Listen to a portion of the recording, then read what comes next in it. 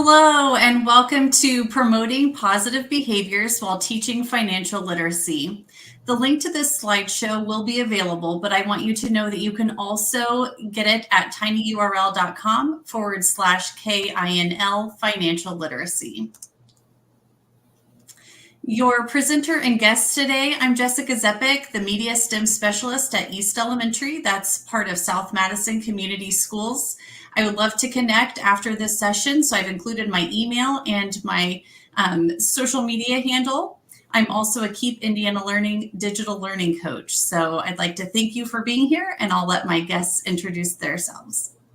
I'm Margot Cromer, and I'm a sixth grade teacher at East Elementary, where Jessica works in South Madison Community Schools. And I'm contributing as a somewhat seasoned teacher user of the ClassEquity program. Hi, I'm Janessa Chesnick. I'm a fifth grade teacher. I'm in my third year teaching fifth grade. I actually started out using ClassEquity about 3 years ago, I think, and I'm now, as of last year, a ClassEquity ambassador. So basically, I just get to go around and brag about how amazing our app is for teachers and for students as well, and I love using it, and my students here at 10th Street Elementary love it as well. We'll also have a student join us for the Q&A session, so you'll get to hear her voice as far as what it's like to be a student involved with ClassEquity. So what is this that we're talking about, ClassEquity? You can find it at ClassEquity.com. It's a free platform. Myself as an instructional coach, when I was teaching in the classroom, I've taught first and fifth grade. I did not know anything about ClassEquity. Then when I became an instructional coach and teachers in my building started using it and talking about it, I, of course, had to check it out, and I was completely sold. Of course, free is always awesome, but the platform itself is super user-friendly. I saw the benefits of using ClassEquity, so then I started promoting it to teachers in my building, in my district, and now to all of you. So please know that Janessa is an ambassador, but none of us are paid employees of ClassEquity. So we are just teachers, instructional coach, trying to spread the word about this resource that we are finding valuable in classrooms. So again, you can find it at ClassEquity.com. How does it work? Well, in very simple terms, basically you engage students with digital school bucks. So back when I was a classroom teacher, I did have a classroom economy. I used tickets. So students would earn tickets and they would get to spend them on things, which is kind of similar how this works, but it's all in this digital format, which is really nice. So students can earn those school bucks. They get to purchase things from a school store, so they're rewarded for earning those bucks. It really empowers students because you can give students classroom jobs. So it's not just free money, they have to earn that money somehow that the teacher sets up. And what it does is it prepares students for the real world. Now in this slideshow, I've included just a short video that gives an overview of ClassEquity. So that will be for reference later. I'm not going to show that video now because Margot, as a teacher, has volunteered to kind of give us an insight into her platform so that you can see what it looks like on the teacher's end. So I'm going to let her take over the screen and show you all what it looks like on the teacher's end. Okay, thank you, Jessica. I have kind of two different tabs going up here because I wanted to be able to show you what it looks like when you log in as the teacher and also what it looks like when you log in as the student. So this tab here is the teacher tab. And a lot of times the little screen on the left that I just expanded will also be open. This is my actual homeroom, but for privacy reasons, I didn't want to include any of my own kids. So I created a little demo class just for this presentation and put a student in there and those things. So this is what I see as a teacher. You can see at the top, you have these different tabs here for this would be where all your students are listed. Jobs, these are jobs that I have put in, and these are jobs that I use in my classroom. So this is what that screen kind of looks like. I have my students actually submit an application on the program when they want to be hired for one of the classroom jobs. So I'm just going to show you, if you click on the little like pencil button here next to a job, it opens up. And if there were any, pending applications, they would show here. Then it shows you like, who have you hired for this job? So I've hired my fake student, Johnny Appleseed, for this job.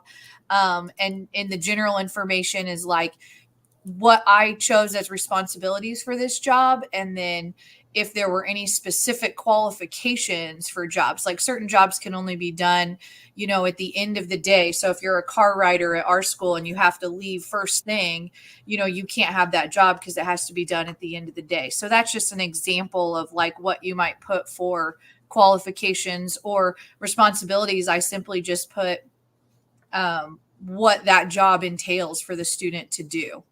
So that's kind of what it looks like when you kind of open up just one of your jobs. And then back to the screen where you see all the jobs, I could see how many open positions I have and then how much that job gets paid. I choose to pay my kids weekly. And one thing I wanted to point out, I know people might do this a different way, but I actually have a job that's just called being a student. And I have all my kids apply and I hire them all for that job. And if they like turn in all of their work for the week and it's turned in on time, they get paid just for being a student. So that's kind of just an idea. When you set things up, I believe they might have some example jobs that you could choose if you want as well. And then you could just edit them. So the next tab over is the store. This screen just shows store transactions, and there aren't any transactions since this is just my demo class. But if a student had purchased something that's in my store, it would show up here, and I have to actually accept the transaction in order for the money to be deducted out of the student's account and for the student to get the item. And then here on the all items tab, these are items that I input into my class on ClassEquity, and the value over here. And you can hide it. If it's an item that maybe you don't want to have available all year long, you could do that, or you can edit it or delete it. I was trying to think, I usually have my store open because up here at the top, you can toggle to open and close the store. I actually open my store just one day a week. I make the kids show me that they've balanced all of their transactions. So if I've given them bonuses or fines, and I'll show you all that in a minute, I have them balance it and then show me they've balanced before they can go on the store and buy anything. So it's just kind of a way to hold them accountable for like, are you, noticing the things that you're doing well in the classroom, or maybe some things you might want to work on in the classroom that you're getting fined for. And Margot, I'm going to stop you for just a second because this is totally adaptable and customizable. So I'm curious if Janessa wants to chime in and share some maybe similarities or differences in how she has hers set up. She doesn't have to share her screen, but just kind of walk us through, did you set it up similarly to Margot? Yeah, so when you're thinking about classroom jobs and things like that, it definitely helps as a first-time user to use those example jobs, because especially if you're a first-time teacher and you're really trying to understand the functionality of your classroom, it really helps to have those basics, and then you can add on those jobs as you go. Right now I actually just added a new job for my students because we have caterpillars in our classroom. So we have a zoologist. So I added a zoologist who's checking in on our caterpillars every day and making sure that they're at what stage, and, just really feeling important. And, they know that at the end of the week, when they get their job done and they do a great job, they get paid for it. And something else, Margot talks about paying her students weekly. ClassEquity does also have a feature where you can set up an auto pay. You can do it weekly, daily, or bi-weekly. So rather than thinking like, oh my goodness, it's just another thing I have to do, you can set up that auto pay so that way it takes it away and you don't have to worry about it. And it's definitely a great feature, especially for someone like myself when I'm trying to get caught up and I can touch base with my students and make sure that they've accomplished their jobs for that day or for that week, and then knowing that the money that they're getting is well deserved and well earned. Yeah, perfect. Thank you guys. Thank you, Janessa and Jessica, for adding in on that, because you're right. When you're first setting it up, it can seem kind of like overwhelming, but they have so many things already there for you that it's just a simple click, kind of add this to it, and it's great. The first time I set it all up, I was like, wow, this is so easy to do. I mean, you don't even have to come up with them all on your own. Yeah.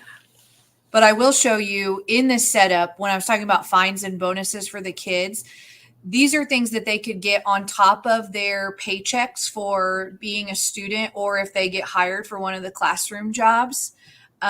So just some ideas that I have, and then I actually vary the value of them. I give my kids a birthday bonus if it's their birthday. Some different things, and even just things that come up throughout the year. Like if there's an important form that I want to make sure everybody turns in, like their field trip form or something, I'll offer them a ClassEquity bonus to get it in the next day. It's really incentivizing to them. And then on the flip side of that, we have fines.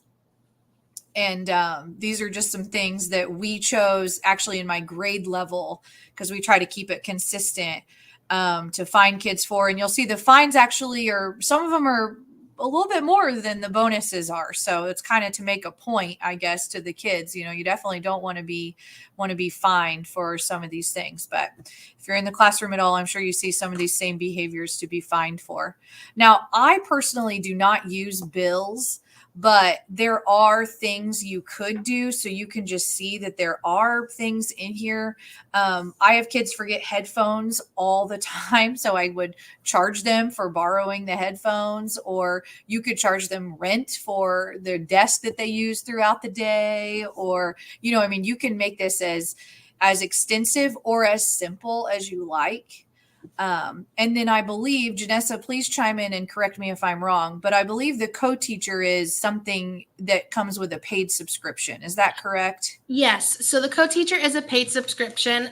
You can obviously pay for it, or if you want to become a ClassEquity ambassador, that is one of the perks of, having this opportunity. So I actually have one of my 5th grade teammates on my co-teacher site. So it's definitely something that's convenient, especially if you're a teacher who, if you teach specifically, reading, and they go to another student that teaches, or a teacher that teaches math, they both have access to your class. They also have access to all of those bonuses and fines as well.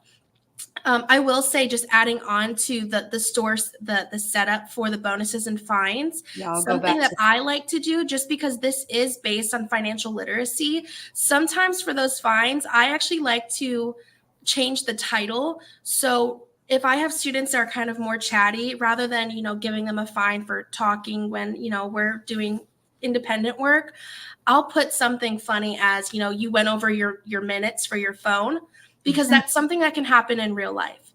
Or maybe if they're getting up and they're wandering around the room and they're just doing laps, because I have kids that do that. Rather than saying, wandering the room, there's your fine, I call it a transportation fee.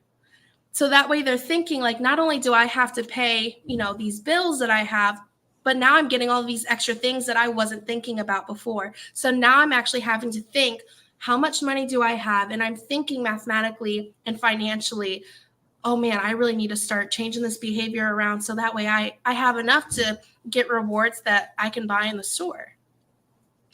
Those are really good ideas, Janessa. I'm glad you shared that. So I just wanted to go back.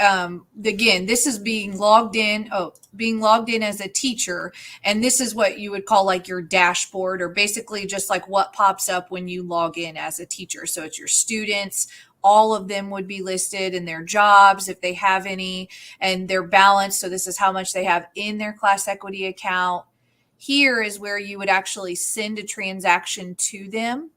So I click on that and all my bonuses pop up. So if Johnny went above and beyond, I just simply click the button there and scroll down and hit submit. Or Oh, and it makes that lovely cha-ching sound, which when the kids hear when they're working in class, they're like, oh, somebody just got a bonus. Or if Johnny forgot to mark his lunch this morning, so I click on that, and then you just hit submit. And Janessa referred to the auto pay earlier. The only reason I don't do that is because I like to make sure they do have all their work turned in for the week on time before I pay them. But when I'm ready to do that, I simply just click this button and then hit submit, and it pays the kids that I want to pay for that week. So I just uncheck the kids that I don't want to pay, and that's how I do that. And I feel like I've been talking a really long time, but I'll just go to the student view. This is what it looks like when you sign in as a kid. So I signed in as Johnny Appleseed here, and you can see like, here's my balance up here at the top. It's got my jobs listed and how much I get paid each week for that. And then these are my pending transactions. So I went ahead and sent some fines and bonuses to Johnny.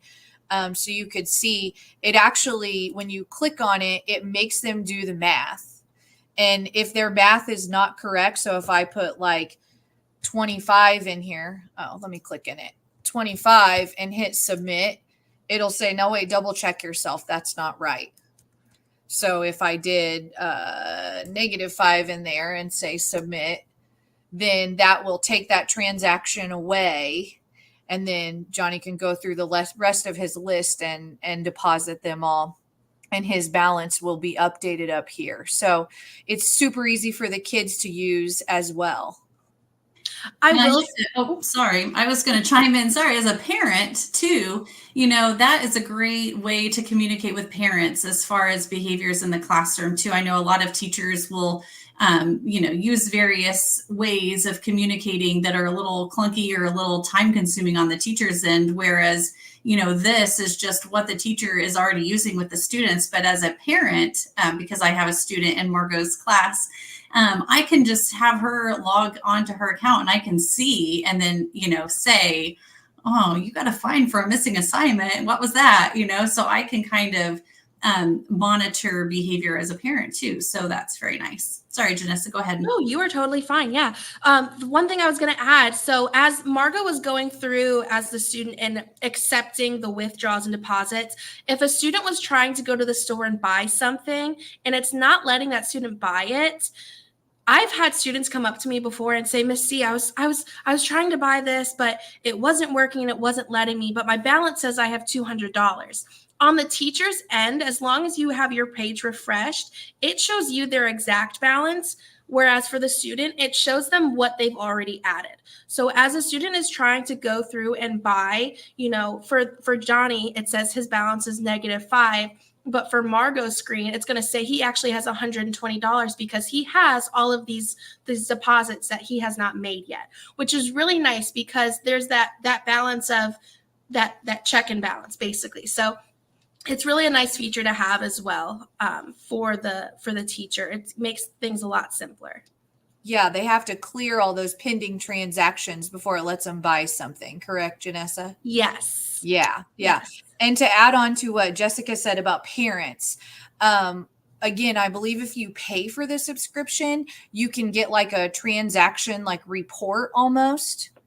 But I've simply, had parents just have their student log in so they can see, because if you go over here to my activity, it should show everything that's happened. Of course, these are all April 4th because I was getting ready for today. But if I had a student from my class log in, they could still see things back from August when we started the school year. So they could see, every fine, bonus, paycheck, or missed paycheck that the student had received since the beginning of the year. So that's really helpful. Okay, I believe that is all that I really wanted to point out with the little. Margot, actually, can you go back to your teacher tab? Oh, yeah, sure. So under dashboard where it says all transactions, Mm-hmm. I think that that goes through and that also shows you.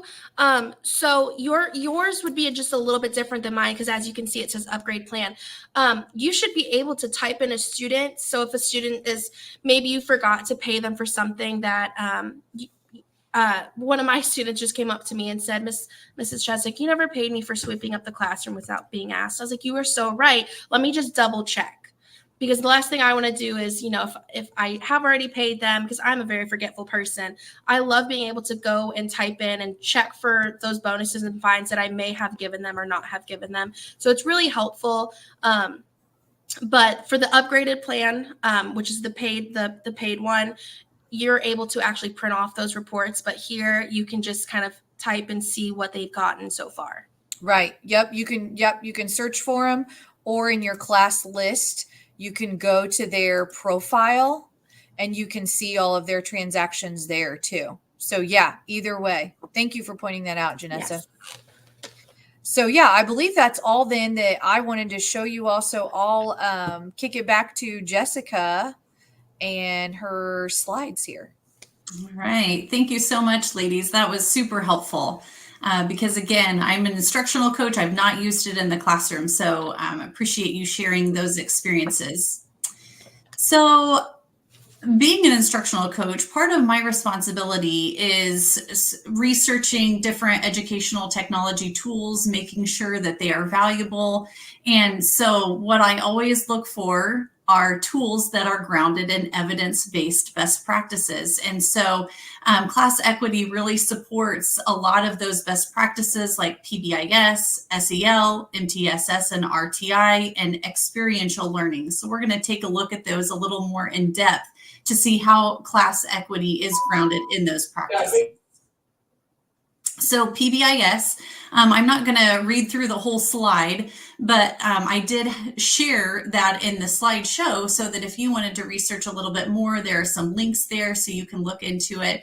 But basically, it's a positive behavioral interventions and support framework that supports students' behavioral, academic, social, and emotional mental health. So when you issue bonuses to students, that generates positivity within the classroom. And ClassEquity recommends that if you use fines, which both teachers had talked about those fines, to be sure to issue at least 5 bonuses for every fine. So that's just kind of a best practice and how it can support the PBIS effort. Social emotional learning, that's the framework through which people of all ages acquire skills and working toward their own unique goals, comprehending and managing their emotions, nurturing positive relationships, making informed choices, and feeling and exhibiting empathy. So for ClassEquity, it encourages ownership in the classroom as much as possible. You can co-create your economy with students and solicit feedback often. So that just creates this community with the teachers and students. So it definitely supports that SEL.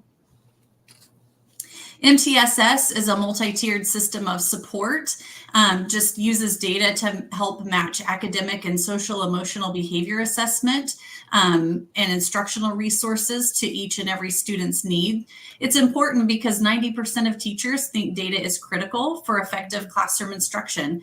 So ClassEquity, it allows you to review behavior trends with students. Without this platform, it's hard to kind of track students' behavior. So the platform really makes it nice because you can look at those summaries and reports and kind of see trends in behavior.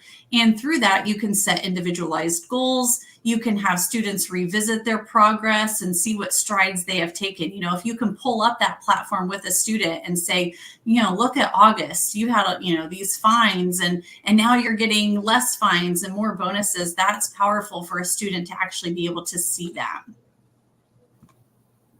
And then experiential learning, that's a framework in which students are exposed to real world skills in an authentic way within context, as opposed to just teaching skills in isolation. So this platform really allows students to practice budgeting because they can charge those monthly expenses, and it encourages them to manage when they need to save versus when they're spending.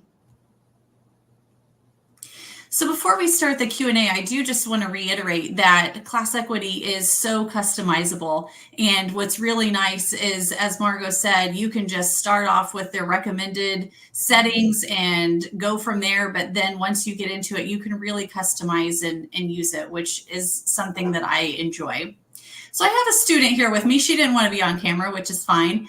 But we're just going to ask her what it's like to use ClassEquity as a student. It's fun because you get to buy prizes and stuff, but also it teaches you to have better behavior. Very good. What are some of you or your classmates' favorite rewards? Usually it's either the extra recess or the swap seats. Oh, okay. And I have to point out that both of those are no cost to the classroom teacher, which is something that we all enjoy. I know a lot of teachers do use candy or, prizes or like that. But extra recess, swapping seats, that is a no cost thing. And as you can hear from a student, those are enjoyable. Those are things that are going to appeal to students. Now, I know Clara used ClassEquity last year as a 5th grader, and now her 6th grade teacher uses it as well. Did those two teachers use it the same or differently? They used it differently. This year's teacher uses a clipboard to keep track of fines and bonuses, and last year's teacher did not do that. She made a new fine whenever something else was done wrong. Oh, okay. So again, just a great example of how it's the same platform, but teachers can really use it and make it work for them. So either Janessa or Margot, feel free to jump in. Why did you choose to use ClassEquity?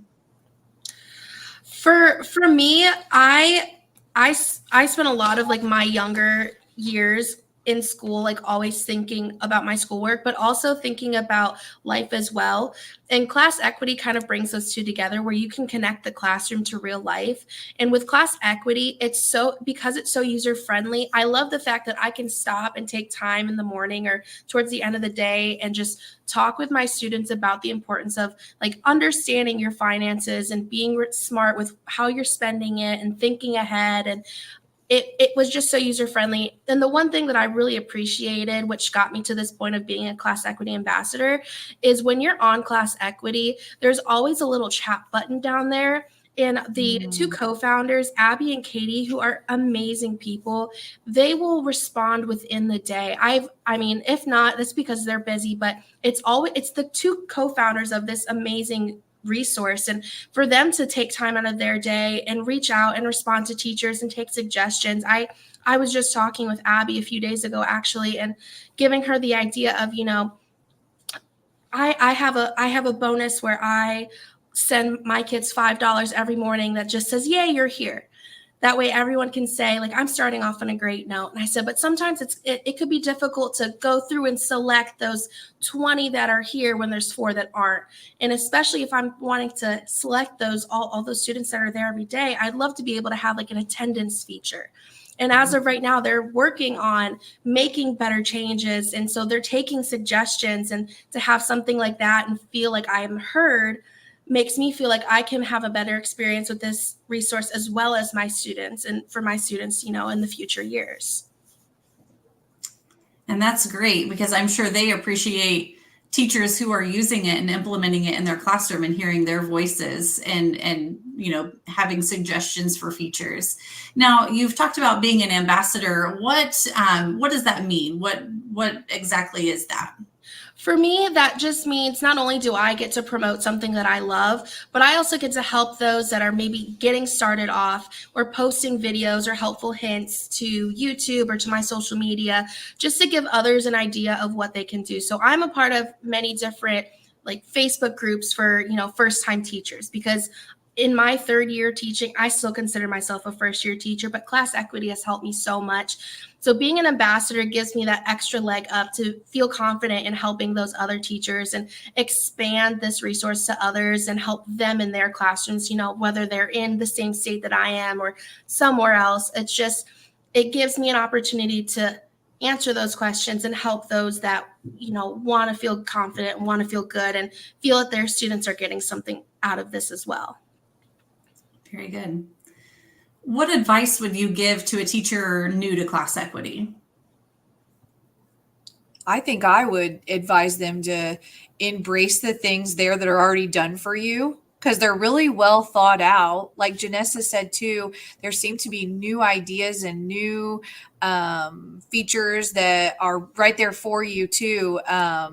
They have like a little community that talks about, that has like some new ideas. They send like email updates every now and again. But for a new teacher, I would say this program is excellent for you because it's so easy to use. It is done for you. You have behavior like tracking, and as Jessica alluded to, just talking with those kids, setting goals with them. I mean, that's huge. So I would just take advantage of the fact that it's all right there for you. It's amazing.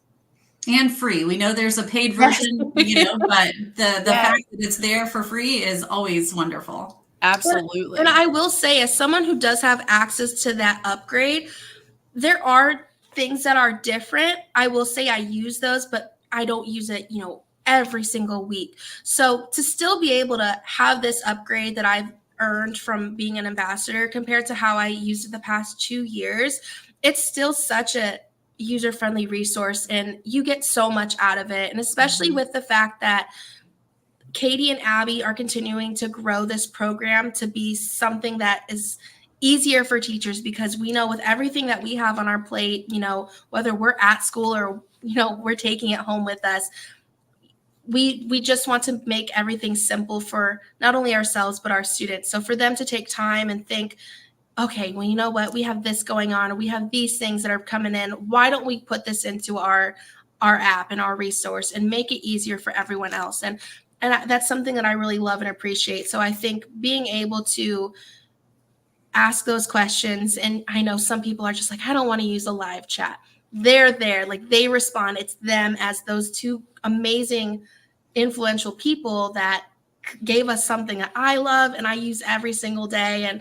And the thing, like just the idea of being able to set goals, you could use this as a behavioral system, but being able to take that time and sit with that student and go over, that pattern that you see, like those greens and those reds, like, why is this happening?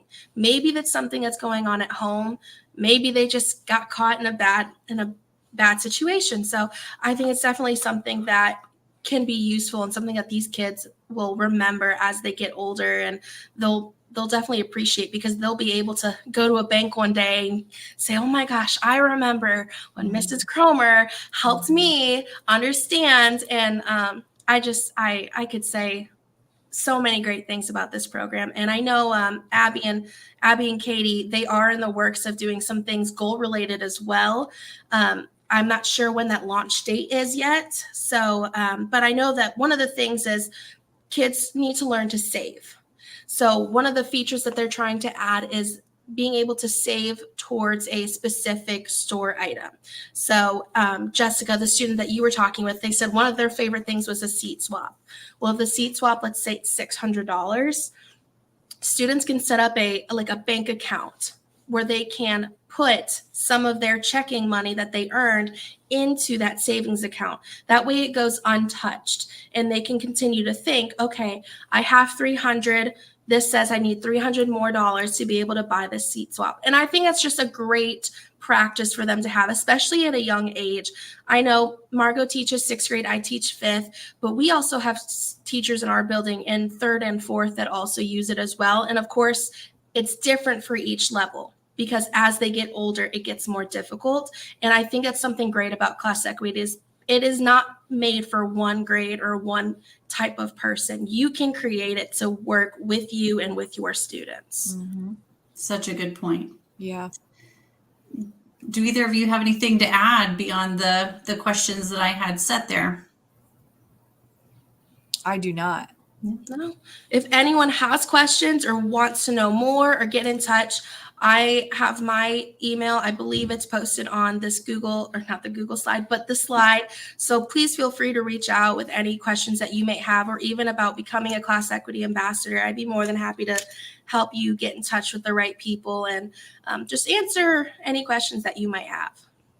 Perfect. I included on the last slide just some resources. So the ClassEquity homepage, so you can get there quickly, and that is the same site for students and teachers, which is nice. They have a very nice help center where you can get started, find out about subscription information if that's something that your district or yourself were interested in. Their privacy center, because I know a lot of school districts, are kind of strict on privacy. And so they have a hub there so you can find all of those details. That way, if you do need to get approval for using it in your district. There's a ClassEquity blog that is amazing. So just like today, where you got to hear from real life teachers who use it, there are also teachers that contribute to this blog, and they talk about classroom management, financial literacy. There are teacher spotlights. So that's a helpful resource. And then same for ClassEquity teachers, where you can hear directly from teachers who are using it. So definitely check those resources out. I want to thank everyone who participated and who are watching. Just to be interested in ClassEquity, like I said, we're not getting paid to do it. We just want to spread the word. And so hopefully it's of interest. And now you have us as a resource. If you want to reach out, we would be happy to get you started or answer questions.